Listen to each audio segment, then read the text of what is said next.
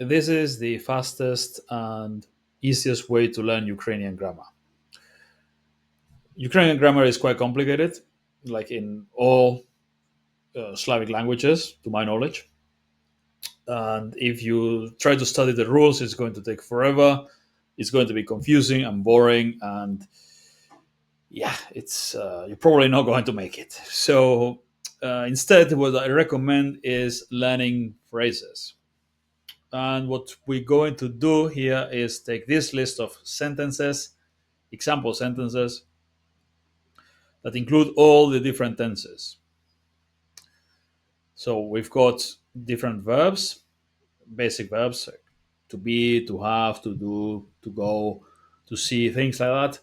And for each one of them, we've got a lot of example sentences of basically an example sentence of each one of the different tenses. So had been, he had been, she is being, uh, it is, I am, you are, he is, we have been, they are, she would be, they would be, etc. He will be.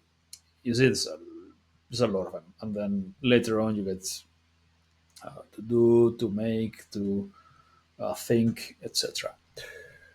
And it's pretty simple. We get the translation here. And what we need to do is to listen while reading several times in a row. And we'll hear the same verb in all its different forms over and over again. And you have to listen to it while reading, and also glance, take a quick look at at the the meaning, so you know what this means, and then you listen while reading, and you listen while reading, and when you're done, you go back to the beginning and you do it again, and you do it again and again, over and over again, until you can listen and read without and understand everything without looking at the English, which should take between 5 and 10 reps, uh, 20 reps if you're really bad at languages. Um, but between 5 and 10 should be enough of going reading the whole thing while listening from start to finish. So it's like 10-15 minutes of reading one time, couple hours of. I'm not great at math. I'm good at languages, not great at math. Maths. 15 minutes, 10 times, yeah, 150 minutes.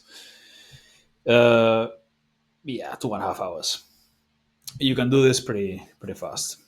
And there's a lot of repetition here as well, because it's lots of different forms of one verb, and then lots of same forms in the same order of the next verb, and then same forms in the same order of the next verb. Um, so you'll get a lot of repetition, a lot of exposure in context to all the different forms.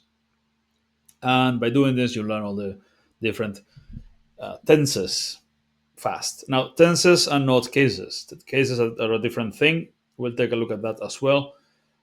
Cases are something that's it's basically non-existent. It doesn't exist in English. Or I'm sure there's some linguists who say, "Well, there actually does exist." No, cases for practical purposes they don't exist in English.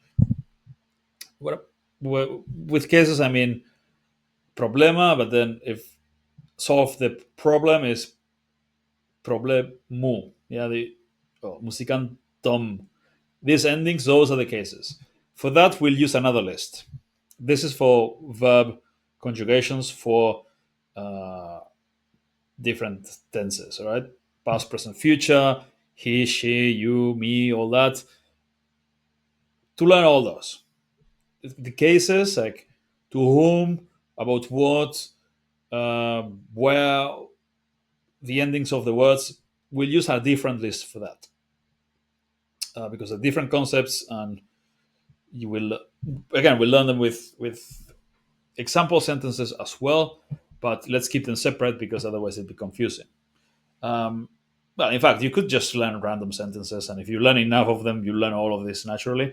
But if you want to learn grammar quickly, like the basics of how grammar works, this list and the cases list of sentences, the example sentences, will be like the fastest way to do it. And after that, you can focus on longer lists of random sentences, or better, your own sentences translated.